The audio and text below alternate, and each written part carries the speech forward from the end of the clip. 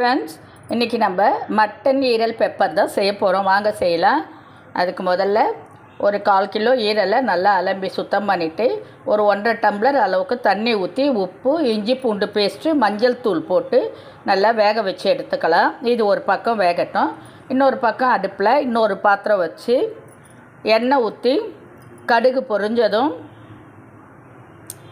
ஒரு 3 பெரிய வெங்காயம் கட் பண்ணி வச்சுருக்கேன் சிறுசாக, அதையும் இதில் போட்டு நல்லா ப்ரௌனிஷாக வரும்போது ஒரு 2 தக்காளி, பெரிய தக்காளி அதையும் கட் பண்ணி இதில் போட்டுட்டு அதன் கூடவே ஒரு மிளகாவை 2ஆக உடச்சி இதன் கூடவே சேர்த்துக்கலாம். சேர்த்து நல்லா வதக்கலாம். அதன் பிறகு இதன் கூட ஒரு 1.5 ஸ்பூன் பெப்பர் தூள், பெரிய ஸ்பூன் இது 1.5 ஸ்பூன் பெப்பர் தூள், கொஞ்சமாக தனி மிளகாய் தூள், அதை நம்ம கொஞ்சமாக சேர்த்துக்கலாம்.